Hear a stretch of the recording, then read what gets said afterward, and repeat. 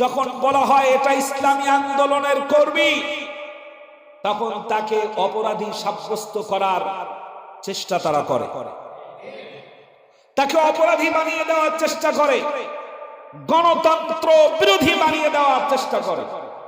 অথচ তারা জানে গণতন্ত্র হলো মানুষের তৈরি করা মতবাদ, যা দিয়ে মানব সমাজের কল্যাণ জিন্দেগিতে আসবে না।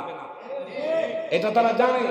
গণতন্ত্র দিয়ে কল্যাণ আসা তো দূরের কথা, গণতন্ত্রের কারণেই তো হাওয়া ভবনের নাম শুনেছি, গণতন্ত্রের কারণেই তো জীবনের প্রথম আয়না ঘরের নাম শুনেছেন আপনারা।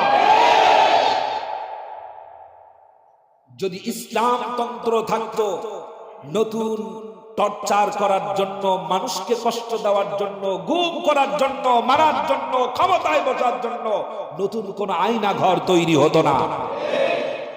ওরা এটা জানে